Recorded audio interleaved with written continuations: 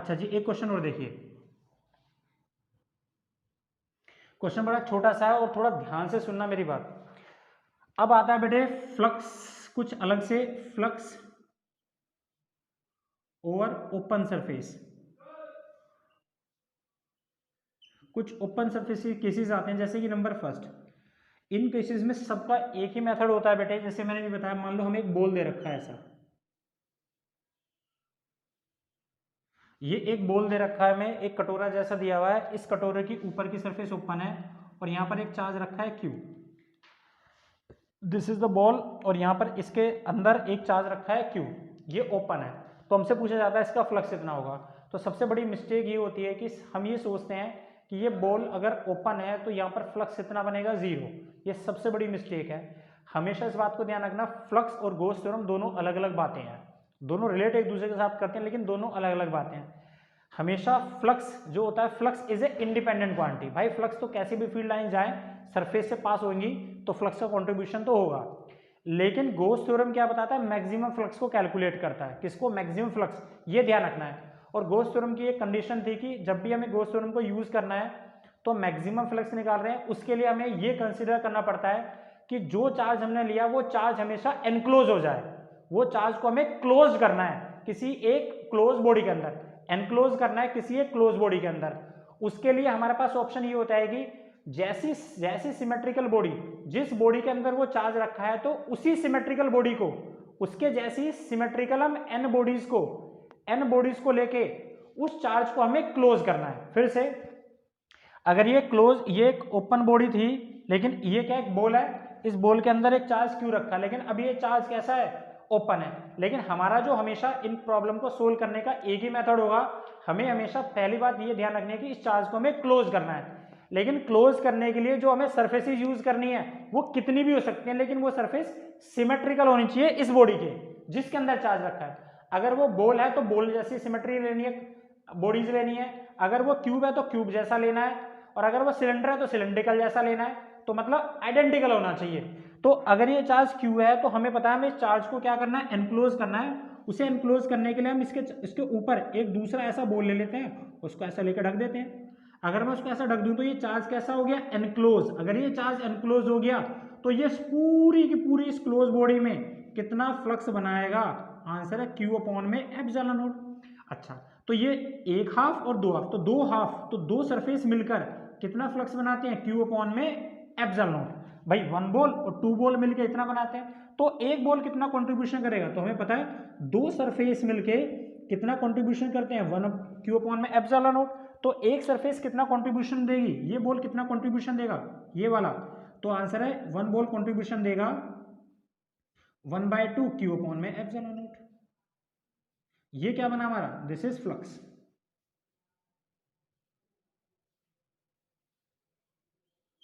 ठीक। एग्जैक्टली अगर मैं आपसे दूसरा क्वेश्चन पूछूं, नंबर सेकंड, कि हमें ये दिया है, ये क्यूब दिया है। थोड़ा सोचिएगा बेटे, बहुत आसान सा है। अगर मुझे क्यूब दिया है और क्यूब के मुझे बिल्कुल इस वाले फेस के यहां पर एक सर्फ, इस फेस पर, दिस इज द फेस, इस फेस पर मुझे एक चार्ज दिया हुआ है Q. The charge place at face, charge इस फेस पे प्लेस है, और हमें निकालना है कि find the flux over the Q, find the flux of Q. तो कैसे निकालेंगे, यहां पे फ्लक्स कहां निकालना था, over the ball, find the flux of ball. अब कैसे करेंगे, वही सेम मेथड, हमें हमेशा क्या करना है, जो ये चार्ज क्यू है, इस चार्ज को हमें एनक्लोज करना है किसके अंदर, एन सिमेट्रिकल बॉडी से। इस चार्ज क्यू को हमें क्या करना है, क्लोज करना है किसकी हेल्प से, आइडेंटिकल, हमें एन आइडेंटिकल बॉडीज लेनी है जिस बॉडी के सरफेस पे चार्ज रखा है, ये तो है इसके फेस पे। तो हमें ऐसी एन आइडेंटिकल बॉडीज लेनी है, उन बॉडीज को यूज करके इस चार्ज को उन बॉडीज के अंदर एनक्लोज करना है। तो क्या तरीका है, आंसर तरीका ये है कि एक बॉडी ऐसी रखी है, इसके ऊपर से अगर मैं एक दूसरी बॉडी, जैसे एक बॉडी है इसकी सरफेस पे एक चार्ज है, तो अगर मैं एक दूसरी ऐसी बॉडी लेके इसके ऊपर रख दूं तो ये चार्ज इन दोनों बॉडीज के बीच में आ जाएगा। अगर चार्ज बीच में आ गया तो टोटल फ्लक्स का कंट्रीब्यूशन कितना हुआ, अरे एग्जैक्टली मैं एक क्यूब यहां से ऊपर से बनाऊंगा ऐसा,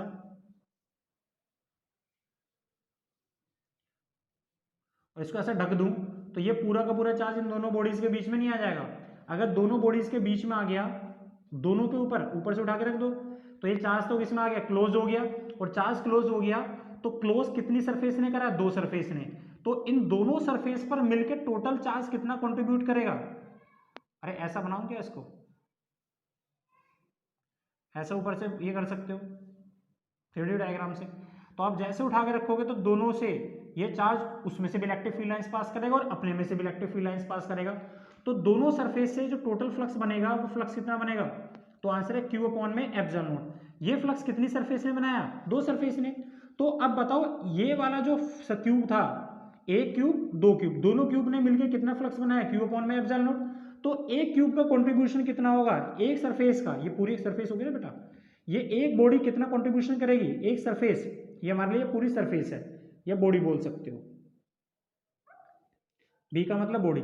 तो एक बॉडी कितना कंट्रीब्यूशन करेगी, तो आंसर है 1/2 Q अपॉन में एप्सिलॉन नॉट। तो इसका आंसर भी कितना है, this is flux is equal to, जो हमें निकालना था इस क्यूब पे, वो ये आंसर है एग्जैक्टली। मैं अब तीसरा क्वेश्चन आपसे बोलूं कि ये एक चार्ज है हमारे पास, ये चार्ज है, ये एक सिलेंडर है, ऐसा ओपन सिलेंडर है। इस ओपन सिलेंडर के यहां पर रखा है, इसके अंदर रखा है, इस ओपन सरफेस के अंदर यहां पे कहीं रखा है। ये चार्ज कितना रखा है इसके अंदर, this is the charge Q। अब हमसे पूछा है कि इसका फ्लक्स निकालो, दिस इज ओपन सिलेंडर, और हमें पूछा है कि फाइंड द फ्लक्स। तो कैसे निकालेंगे इसका फ्लक्स, तो इसका फ्लक्स को निकालने का क्या तरीका है, do we have any method, yes same वही मेथड। एक दूसरी सिमेट्रिकल ऐसी आइडेंटिकल बॉडी कंसीडर कर लो, सिमेट्रिकल का मतलब आइडेंटिकल, ये वाली बॉडी, ये ऐसे हमने कंसीडर कर ली। अब ये वाला चार्ज क्या होगा, इन दोनों बॉडीज के बीच में आ गया।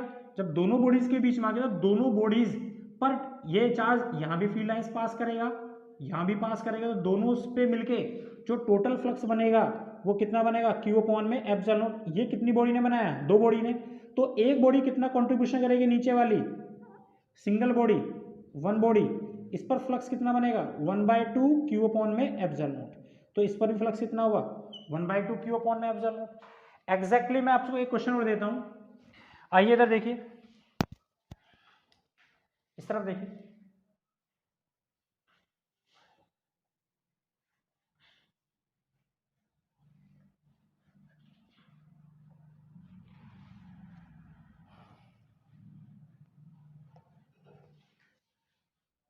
हाँ देखिए एक क्वेश्चन आता है पेपर के अंदर बेटे। क्वेश्चन ये है कि if the charge is placed at the corner of the cube, charge कहां पे प्लेस है, at the corner of the cube. So find out, find number first, find the flux, simple सा ही है। तो फाइंड द फ्लक्स निकालना है at, find the flux of the cube. देखो जी, हमसे बोला गया कि एक if the charge is place at the corner of the cube, तो हमें क्या कैलकुलेट करना है, उस क्यूब का फ्लक्स निकालना है। तो देखो इधर छोटा सा इस क्वेश्चन, ये बहुत आता भी है, ये क्यूब है, this is suppose to be a cube.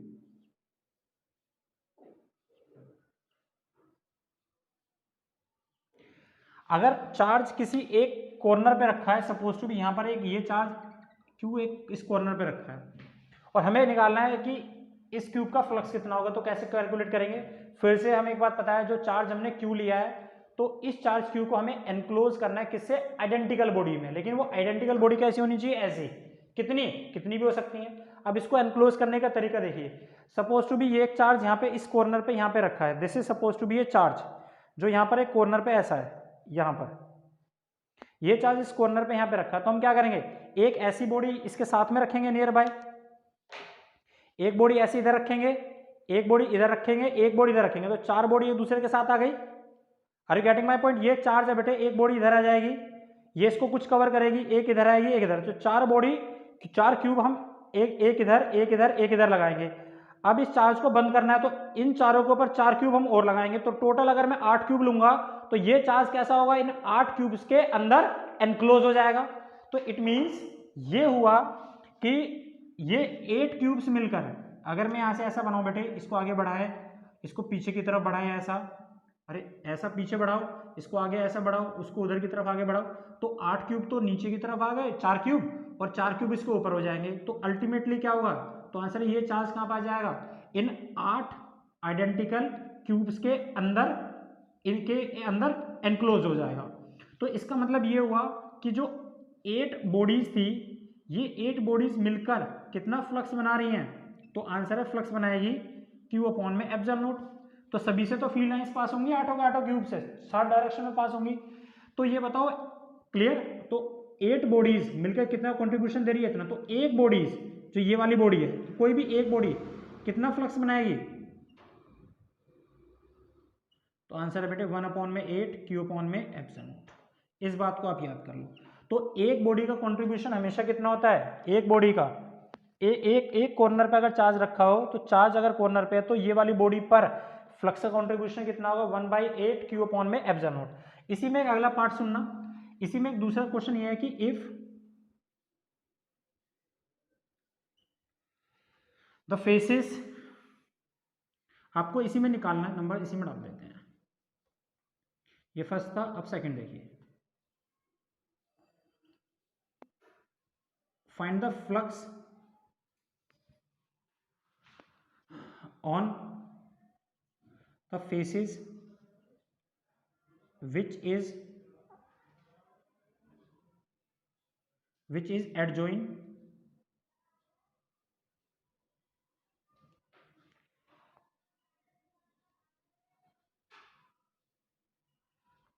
the charge।